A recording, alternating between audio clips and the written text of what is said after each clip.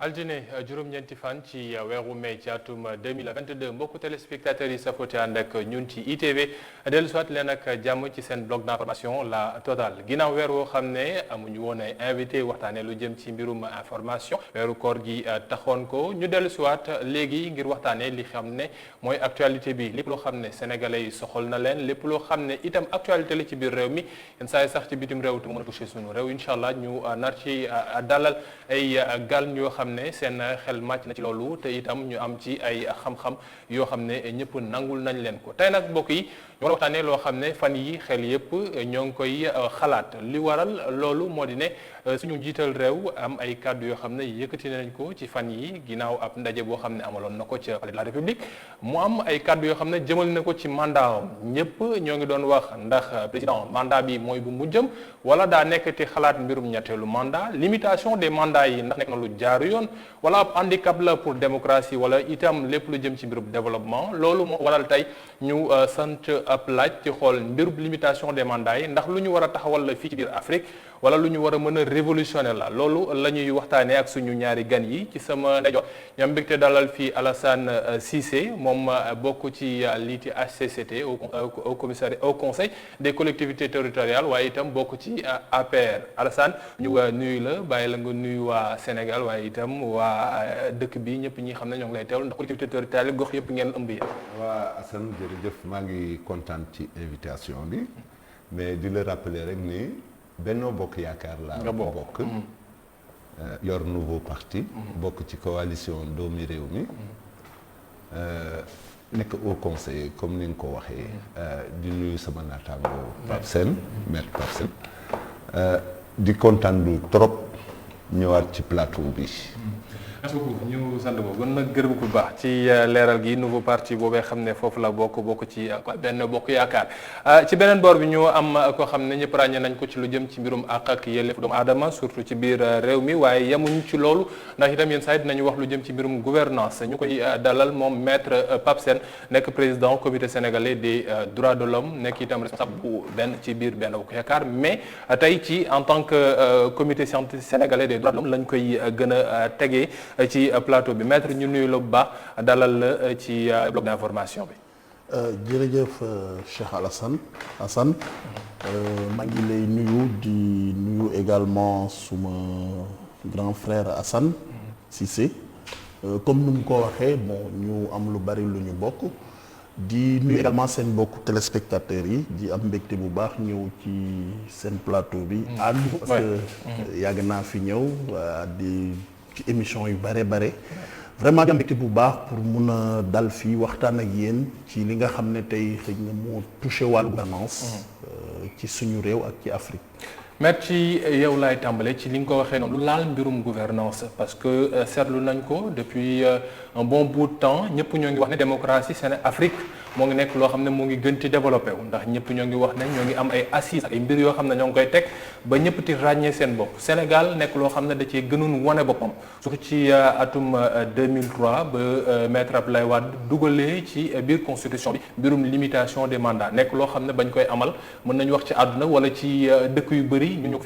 fi njëkk a teg léegi ñu dem ba àdduna ti dox président ci fan yi ñu gën ñu dégg ko muy wax ne limitation des mandats dafa mel ne day andi ay gàllankoor ci lépp loo xam ne ay objectif la yu nguur war a mën a am ndax chaque 10 ans ñu nar a nekk am obligation te changé waat ñi fi nekk te tegaat ñeneen yow en tant que président comité sénégalais des droits de l'homme waaye itam en tant que avocat xam lu jëm ci mbirum yoon ak mbirum gouvernance nan nga jàngatee loolee est-ce que avancement la ci wax bi wala recul la pour la démocratie. waaw Hassan man dama jàpp ne bu fekkee dañuy ñëw pour analyser les déclarations du président de la République yi nga xam ne tey mooy indi benn polémique gannaaw ba mu doon dalal les jeunes leaders ñu leen di wax les young leaders donc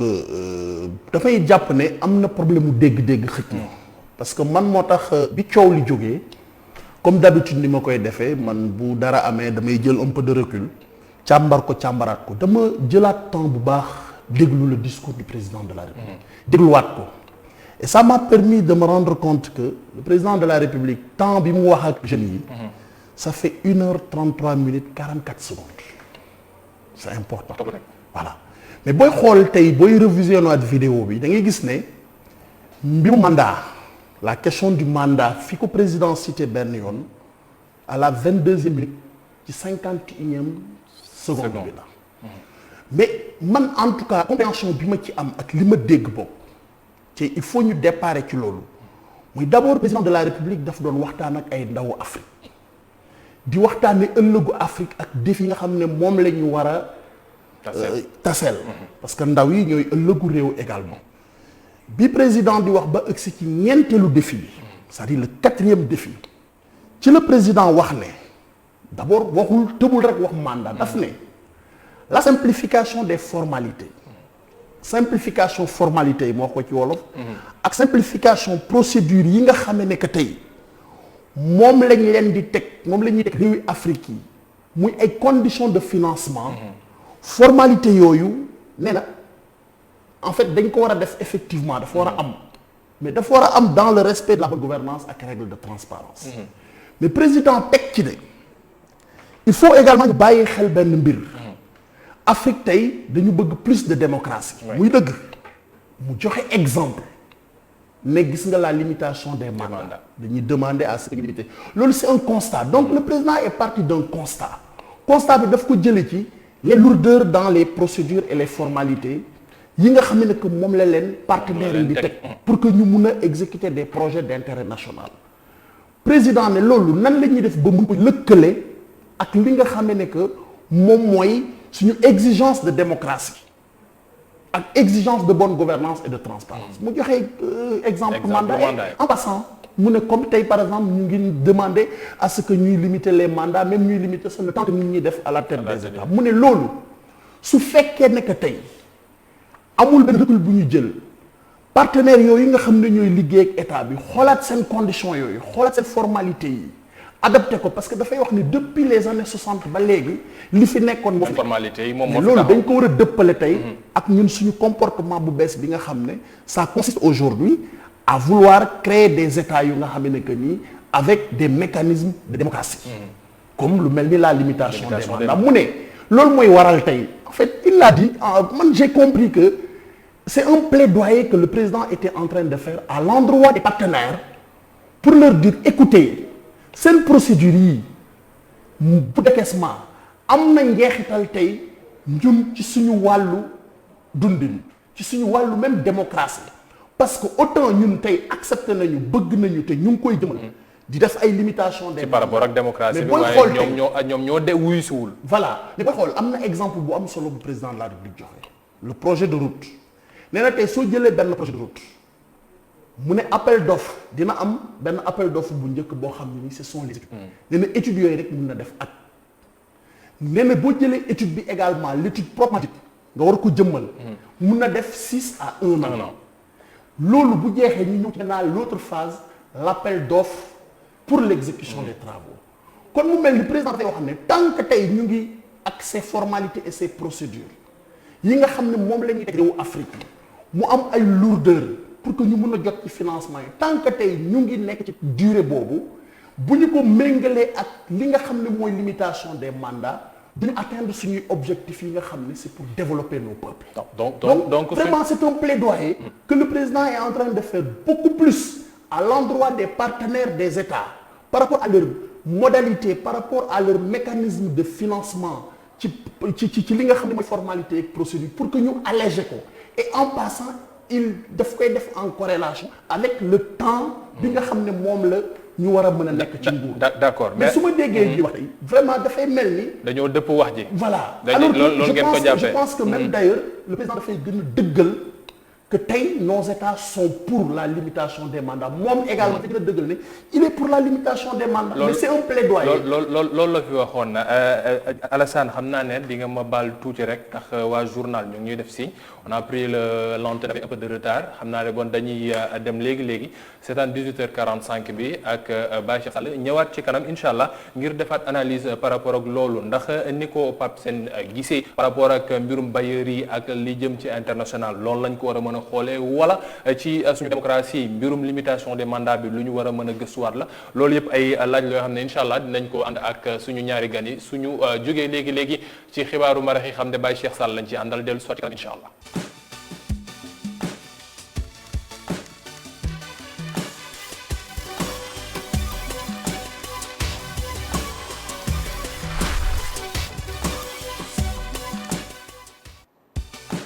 ñu sant bu baax gërëm ko moom Baye Cheikh Sall mi ne woon ci xibaaru marax yi 18h45 su 19h45 jotee incha allah ngeen ànd ak rédaction bi ci xibaaru nasaraan yi ànd ci ak Khalifa Diakhaté ñu egg si ci ñaareelu pàcc bokk yi seen bloc d'information la totale ni ma leen ko doon xamle ñuy waxtaanee ci mbirum limitation des mandats est-ce que nekk na loo xam ne lu ñu soxla ci Afrique wala su fekkee dañ ko war a def nan lañ ko war a mën a defee loolu la ñuy waxtaanee ak maître Pape Sène nekk njiital comité sénégalais des droits de l'homme nekk itam membre ci Benno Bokk Yaakaar waaye itam Alassane Cissé moom mi xam ne moom moo fi teewal nouveau parti nekk itam membre ci conseil des collectivités territoriales Alassane maître tegal nañu sànq par rapport ak discours du président lii xam ne moom la wax ak li mu xalaat lii xam ne moom mu jiitu mbirum limitation des mandats bi par rapport ak facilitation procédures yi financement yi fu ma jógee ak lépp lu ci jëm mais léegi suñu yegsee ci mbirum mandat en tant que tel Afrique xam nañ ko réew yi ñu bëri ñoo ngi xeex ngir mën a xool nan la démocratie te gën ci taxawee ci biir réew yi waaye si réew yoo xam ne tout le temps dañuy wax ne développement la ñuy bëgg te dañuy xam ne démocratie suñ koy wax épanouissement population bi yenn saa yi moom mooy nekk ci ginnaaw suñu tàncee suñu bopp ci 2 mandats yoo xam ne 5 ans 10 ans lay nekk wala 7 ans mu nekk 14 ans est-ce que limitation bi en tant que tel nekk na ab nécessité donc ci démocratie bi xam ne moom la ñu bëgg. jërëjëf Hassan bon dina jafe trop ma wax après bi Pape Sène maître Pape Sène tegee li laloon indi wax ji mais xam nga Sénégal dégg-dégg moo fi jafe te léegi ak réseaux sociaux yi da ngay xool rek lenn lu Pape di wax rek nga dagg ko teg ko ñëpp ne loolu la wax fekk waxul loolu parce que li tax ngay wax ba tudd loolu dafa am lenn lu tax ni ko maître waxee parce que li mu expliqué yëpp xam nga mécanisme yi ak procédure de décaissement yi dafay tax yow boo toogee di nga toog 5 ans di nga toog 3 ans doo mun a décaisser donc ñaari at lay des ci ñaari at bi beneen at bi année électorale lay doon donc doo liggéey pratiquement loolu la président doon expliqué ba ne kon dina tax loolu bu ñu ko continuer maintenir ndax mécanisme yooyu ñu ngi depuis 1960 la gouvernement du fi def 5 ans président du fi def 5 ans ndax du am temps wu liggéey te ci spirale boobu la ñuy nekk c'est vrai que limitation de mandat def nañ ko en Afrique mais li ko gën a ëpp indi mooy le sommet de la boule parce que dafa am ñoo xam ni dañoo jëloon nguur gi toog ci mu dem ba mel ni dictature parce que boo gisee régime présidentiel yëpp dañuy def limitation de mandat pour bañ mu am une dictature mais ci européens yi ben seen culture la ñoom mais Afrique dafa am spécificité dëkk bu nekk am ku nekk sa ay us et coutume bu fekkente ni dañuy def ba nga xam ni population yi seen choix ñu restreindre ko ba nga xam ni Pape Sène bu nekk président liggéey ba nga xam ni war na yóbbu fenn dëkk bi ñu ne ko ñaari mandat nga war am def daal di koy dàq dina poser problème. Par contre am na benn étude boo xam ni la commission de Venise moo ko defoon en 2018 parce que commission européenne moo ko saisiroon pour ñu wax ci limitation de mandat yi foofu sax ñoom dinañ ci wax ne est-ce que limitation de mandat du restreindre le droit les droits de l'homme ak est-ce que du restreindre le droit politique de l'électeur ou le droit politique de celui qui aspire à devenir ñoom dañ ci wax am ci ay firnde parce que gis nañ ni boo toogee le temps ngay àgg même bu idée bi baaxoon bu ñu fa génnee keneen day ñëw indi beneen programme te ay programme ñuy superposer lay doon te benn du ci am cohérence donc kañ la ñuy développer ñun bu fekkee ku toog rek ñëw indi sa programme def ko balaa ngaa àggali ñu génnee la fa keneen ñëw donc xam nga sànq ci biir waxtaan maa ngi lay wax ne la même bu ñu faciliter procédures yi dañu war a adopter dans nos pays des directives présidentielles nga xam ni yow booy génn da nga fa bàyyi directive yoo xam ni ka lay wuuti dina ci topp. du lu ñuy mën a dindi. waaw du lu ñuy mën a dindi daf ciy topp. mais tey jii xam nga PSE indi na ay avancées yu bëri ci Sénégal boo bëggee jël beneen président ñëw recommencer leneen day doon te nag wax dëgg ñun président bi ñu am Macky Sall bi muy ñëw waxul woon ni day def révolution de parce que moom du adepte révolution mais dafa ne woon dina évoluer la société et ci phase boobu la ñu nekk une phase d'évolution de la société. Maintenant est-ce que dañ ko war a dagg recommencer waat à zéro ou bien loolu mooy question bi parce que problème mandat bi ñi koy wax ñëpp mandat baa leen soxal. Donc pour su ma comprendre ce raisonnement pour des raisons économiques. Oui. Pour des raisons économiques et pour des raisons humanitaires suñ ko mënee wooy noonu entre guillemets humanitaire je dis entre guillemets bien sûr voilà ñuy xalaate feneen mën nañoo jàpp ne limitation mandat yi loo xam ne réew mi da koo soxla réew yi dañ koo soxla la. Non xam nga limitation mandat. wala am na avantage am na inconvénient. Inconvénient yi ñoo ëpp avantage bi. Avantage bi mooy dina am respiration démocratique. Mais inconvénient yi mooy li ñu expliqué nii que ni boo toogee balaa ngaa mën a liggéey ñetti at dina am. maître Pape Sène expliqué na leen ko ci procédure appel ndox yi études yaag yooyu yëpp nga toog 3 ans balaa ngaa décaissé kii ba booy commencé yaa ngi tàmbali année électorale. Donc ñun bokkuñu ak tubaab yi dañoo yàgg kii c'est vrai que Sénégal depuis 1861 ñu ngi voté comparé aux autres pays on a eu le temps avec Senghor mu former mu créer une nation. Abdou Diouf ñëw consolider ko daal di defar administration bi. Donc bi Ablaye Wade ñëwee daal di diversifier fu ñuy jëlee koom-koom ak yooyu. pour mun a développer wu. mais Macky Sall loolu la def dafa peinture lépp dafa àggali li fi Ablaye Wade bàyyi. peinture ko doog a jël moom liggéey leneen. commencé taxawal moom leneen ba dëkk bi toll fu mu toll fii nii. donc ñun dafa am trajectoire bu ñu jaar contrairement ak ñeneen ñi nga xam ni dañoo juddu benn président moo fay nekk 40 ans. wala ñu dem ba ci biir mu am ay dog-dog coup d'état ak yooyu. donc ñun mënuñu comparer ak ñooñu parce que dañoo yàgg ci démocratie. dictature bi dafa mel ne loo xam ne day dellu si tout le temps monopole du pouvoir mu nekk loo xam ne famille donc moo ko yore wala dëkk yoo xam ne parti unique lay nekk mais maître par rapport ak limitation mandat ndax yenn saa yi dañ ni nga ko waxee sommet bool moom moo tax ba ñëppati wax ne léegi nañuy def limitation mandat mais quand on voit la réalité yi xam ne moom moo am Afrique suñu waxee ne am na ay évolution yoo xam ne yu bëri def nañ ko am nañu voté depuis 1861 et autres yoo xam ne ñoo ngi koy dund ci ay acquis démocratique yoo xam ne am nañ ko est-ce que la démocratie en tant que telle dafay signifier ne par la force diw mi dañ koy wax ne ko soo defee ñaari mandat da ngay jug keneen ñëw est-ce que loolu la ñu war a mën a jàppee limitation mandat. xam nga en fait sa question bi elle est pertinente mais dafay rejoindre un peu rek développement yi nga xam ne monsieur Cissé def na ko léegi.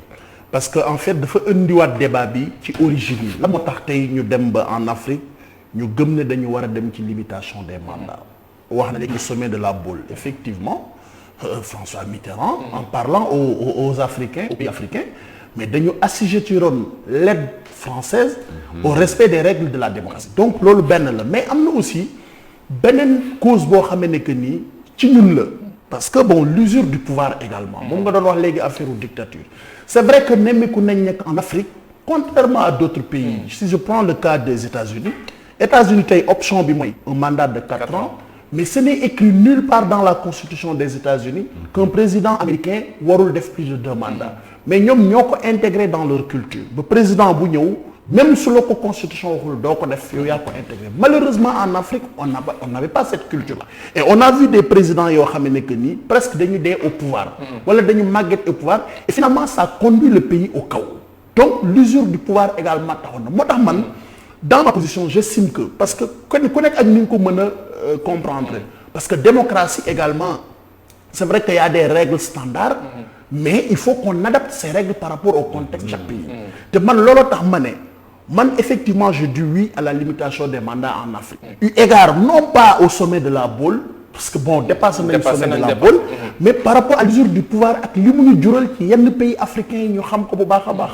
en termes de conflit en termes également de désastre sur le plan économique et autres donc man oui mais par contre man li ma mënul nangu mooy tey ñu bëgg ñu inscrire ci benn carcan boo xam ne dañ naan ñu limitation des mandats dafa war a yem ci 2 mais au-delà de la limitation des mandats également la durée du mandat dafa nekk 5 ans je pense que loolu il appartient aujourd'hui aux pays africains sur le principe de la limitation des mandats kenn ku nekk nga adapté sa limitation des mandats say mécanismes par rapport à ton contexte parce que il faut que ñu fàttali benn affaire on se compare souvent aux pays européens souvent la France mais ñooñu dafa am ay étapes yu ñu passé tey parce que c'est un processus étapes yooyu passé guñu ko la plupart des pays africains benn ces pays européens ont déjà construit des économies très solides ñun on a des économies fragiles la preuve la pandémie à Covid-19 a montré que ñun suñu économie ndekete ça ne tient pas donc vous voyez beneen bi notre démocratie également ñun dañu am démocratie boo xam ne nii c'est une démocratie à approfondir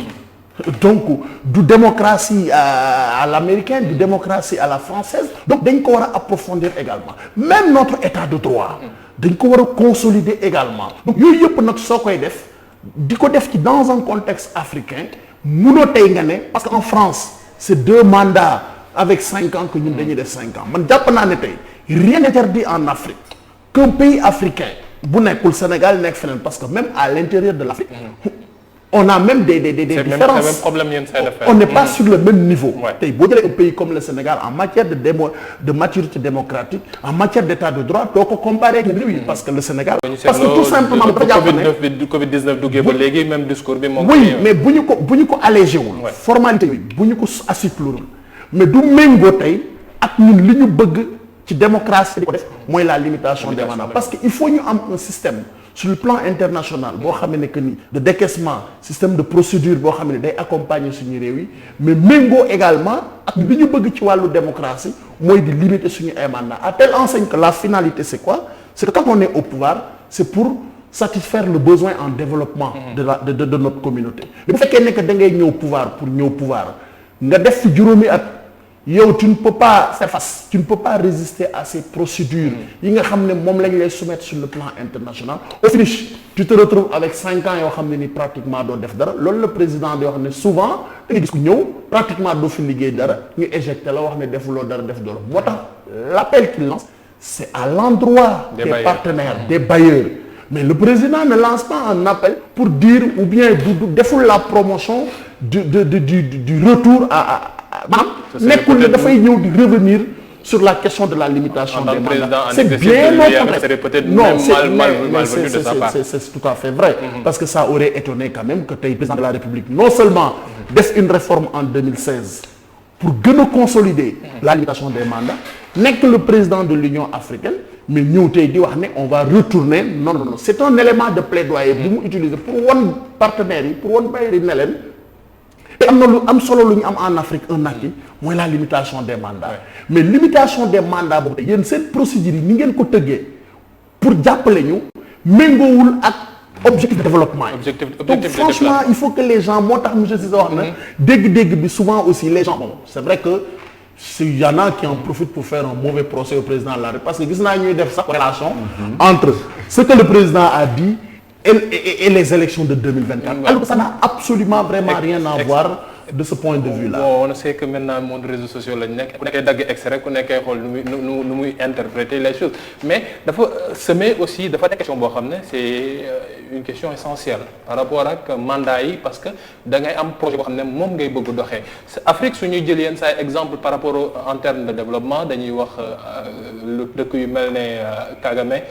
dëkk bu Rwanda wala ñu wax Maroc yooyu dëkk la ñuy ëpp lu ñuy citer en exemple en termes de développement alors que xam nañ ne Kagame en termes de démocratie il est au pouvoir depuis fort longtemps fële ca Maroc ab buur lañ fa am boo xam ne moom mooy doxal ak itam ay directives yi muy joxe kon su fekkee ne ñun dañoo bëgg développement est-ce que démocratie nekkul antithèse peut-être en quelque sorte su fekkee ne lu nekkal par rapport ak ñun objectifs yi ñu am. xam nga en fait da nga jël ñaari dëkk yoo xam ne bokkuñu sax fii Maroc royaume la. c'est une monarchie constitutionnelle. xam nañ li ñuy def.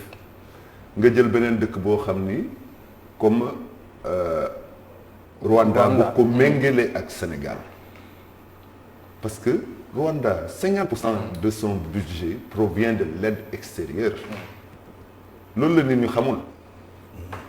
Rwanda Kagame ñaata mandat la am. mais non yéen mën ko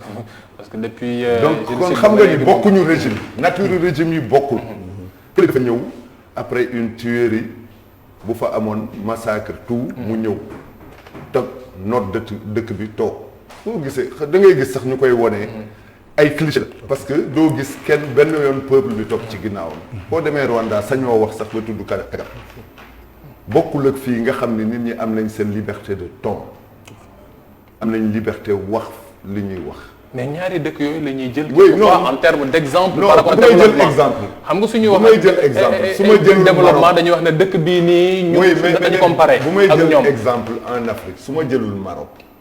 Europe laay jël uti wala États-Unis parce que foofu laay jéem a méngale ak ñun. parce que xam nga boo bëggee lu baax da ngay méngale sa bopp ak koo xam ni su kowee na la. mais booy seet koo xam ni yaa ko suuf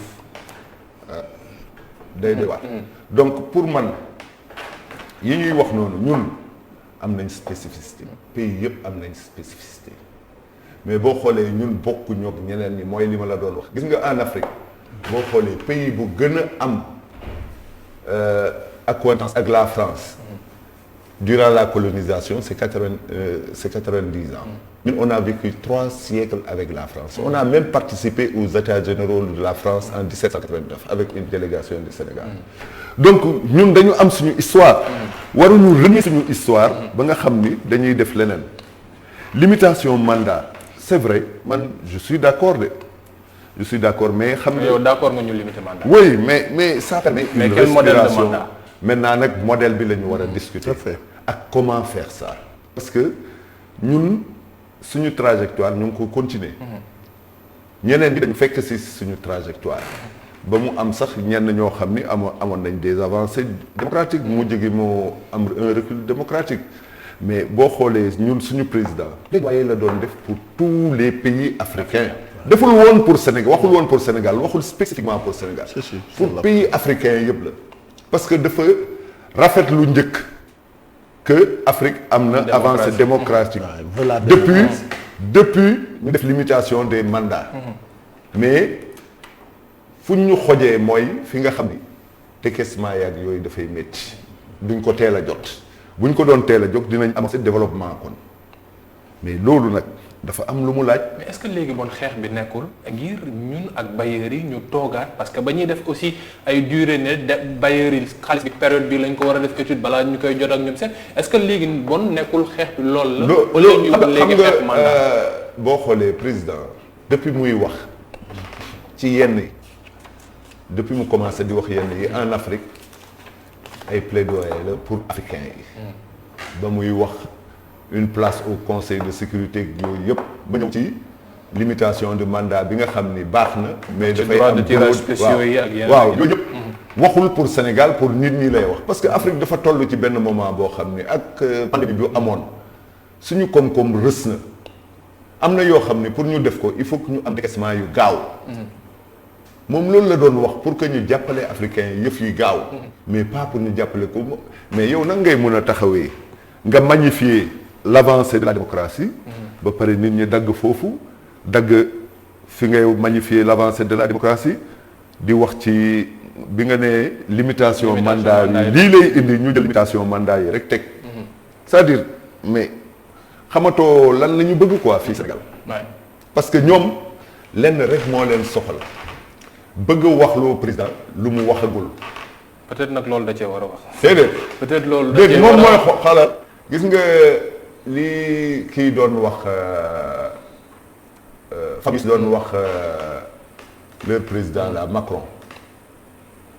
qu'il est le maître des horloges. mais Macky Sall est maître des horloges. moom mooy xool ban temps timing bi ak contexte lay waxee mais du ñëpp wax nañ rek mu wax. maître ba léegi ci mbir mi bon est-ce que nekkul benn problème aussi parce que suñu xoolee 1960 ba ñuy am fédération du Mali amoon nañu constitution boobu amuñu woon ay parce que ñoo ngi ci parlementaire ba ñuy dem 63 bay jógee ci fédération Mali bi te ñëw te am suñu constitution boobu waxuñu mbirum ñaata mandat la diw war a toog dañu woon rek le président est rééligible ba ñu demee 2003 avec le président Macky Ablaye Wade foofu la ñu doog a dugal mbirum mandat mu changé waat ko entre temps yóbbu ko jëlee ko 5 ans yi yóbbu ko 7 ans ne non léegi nañuy xool nu ñuy changé est-ce que du nuñ koy politiquer maanaam def ko comme genre arme campagne électorale ne dinaa def am dégg nañ fi sax ñenn ñuy wax ne non su ma toogee su ma yéegee benn mandat rek laay def pour jéem a xool nu ma changé réew mi après ma bàyyiwaat leen ak seen réew est-ce que du loolu moom moo tax ba sénégalais à la limite mandat bi dañ ko mujj def lu sacré bon bu kenn changé 5 ans yi xam ne moom ngay toog. waaw mais comme xam nga ni nga ko waxee question limitation mandat xam nga processus Sénégal aussi dafa am benn processus bu ñu traversé wax nga ko depuis 1960 bi nga xamee ne que am nañu la question de la limitation du mandat loolu contexte bi moom moo ko laaj parce que peut-être en 63 le contexte n'était pas tellement propice à ça jusqu'en 2003 bi nga xamee ne que xëy na intégré nañ ko pour la première phase boobu la ñu jàpp ne war nañ dem vers la limitation des mandats te loolu je pense que bi ko président Wade di def dafa tirer également les enseignements de l'histoire parce que wax naa la ko léegi bon souvent on dit le parti socialiste a fait 40 ans au pouvoir bon, les gens se disent mais c'est inimaginable que un régime ou un parti fasse 40 ans bon c'est vrai que Abdou n'a pas fait 40 ans mais quand même de 81 à 2000 il était au pouvoir donc loolu xëy na moom motivé woon le président de la République à penser que mu xam jàpp ne que war nañ mën a dem vers la limitation des mandats moo tax ma ne la léegi ci njëlbeen le principe de la limitation man awma ci problème mais maintenant c'est la question de la durée ak le nombre parce que tey dama ne amul fenn fu ñu bind ne nombre bi war nañ ne 2 mandats voilà chaque pays dafa am ay spécificités chaque pays dafa war a adapté wu mën nañ dem ba par exemple 3 mandats rien ne l'interdit da ngay interroger ce contexte comme diagnostic du président de la République wala keneen interroger contexte réew xool ba xam moom lan moom méngoo la durée également wax nga ko léegi def nañ fii 7 ans on est passé de 7 ans à 5 ans on est revenu sur les 5 ans de 7 ans on est revenu sur les 5 ans donc bref yooyu yëpp ay contingences la yu nga xam ne que ni c'est en fonction de l'évolution des choses ci la ñu koy def moo tax dafay loolu nga wax noonu évolution bi dafay conforter que ñu wax ne que amul tey ay normes standards yoo xam ne daf ñu war a def ay ñu ne nii la ñuy def je pense que aussi il faut que ñu ànd ak l'évolution des choses mais il est évident qu'aujourd'hui en Afrique on ne peut plus revenir sur la question de la limitation faw moom parce que nag fi ñu jaar yëpp mënatuñu dellu ci une présidence boo xamee ne que nii xëy na dañ naan nit ki heure bu ko neexee rek mën na fee nekk mais nag loolu tekkiwul ne également dañu war a enfermer dans des nombres réduits de 2 ou bien dans des délais yu nga xam ne mais par contre li ma bëgg préciser rek pour appuyer ce que monsieur Cissé a dit xam nga man souvent damay méngale tey maanaam ñun suñu niveau de démocratie ak suñu diggante ak partenaires yi comme par exemple un malade en urgence mais xam nga un malade en urgence wax dëgg yàlla du ñu la ko présenter yow médecin ngay xaar ay factures yu ñu fekk mais tu t'occupes d'ailleurs de l'urgence pour essayer de sauver le malade et en Afrique foofu la ñu toll ci suñu développement tey Afrique toll na foo xam ne nii tey wax dëgg yàlla les questions de développement économique et social ce sont des questions actuelles et présentes qui sont là à telle enseigne que tey mënuñu nekk fii wax dëgg yàlla les bailleurs tënkuñu ci ay formalités ay procédures yoo xam ne que nii pour benn mandat juróomi at presque ñeenti at yi da ngay dàqante ci ay procédures mais lan ngay def après et il est évident qu'aujourd'hui si tu es élu à la tête d'un pays et c'est sur la base peut-être du bilan que tu fais ci la mën a élire et puis loolu mooy la finalité parce que ça ne sert à rien également ñu ñëw rek nga jàpp sa benn mandat oui defu fi dara dem na wala nga def sa ñaari mandat non pare na la constitution dit que tu n'as plus le droit de faire 2 mandats et après njeexital bi lan la et c'est ce qui fait que c'est comme si ñun en Afrique on fait du surplace parce que on copie de l'extérieur sans adapter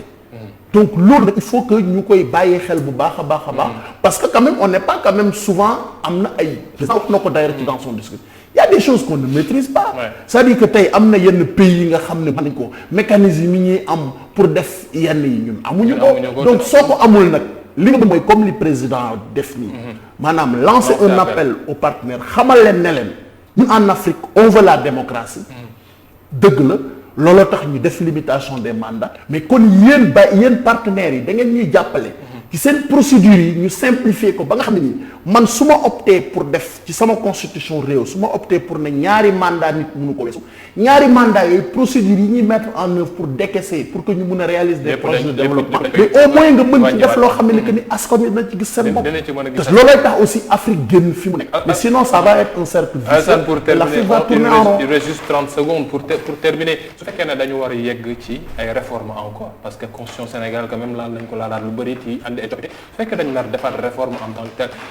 ban xeetu institution moom moo war a nekk lu war a garantir loolu est-ce que su fekkee dañ ko war a def warul ànd ak ay réforme des institutions yoo xam ne dinañ nekk corps de contrôle bu war a dëgër en temps bu war a gën a dëgër. xam nga en 30 secondes une constitution moom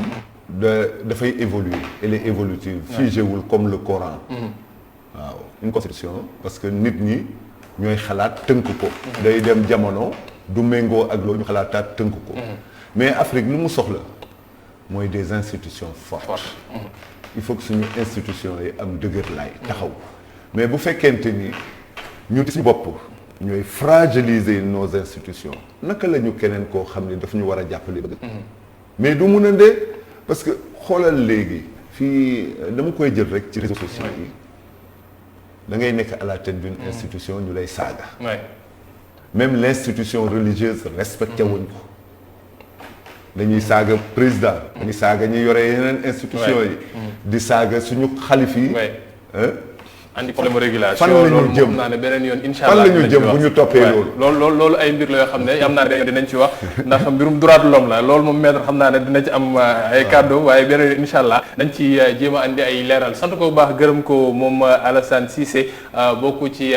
au conseil des collectivités territoriales nekk itam membre nouveau parti ak Benno Bokk Yaakaar ak itam maître Pape Sène nekk ki jiite comité sénégalais des droits de l'homme ñoom ñaar la ñu daloon tey ci seen bloc d'information la Total ngir waxtaanee mbirum mandat yi nan lañ ko war a mën a amale su fekkee ne dafa war a taxaw itam ci modalité lañ koy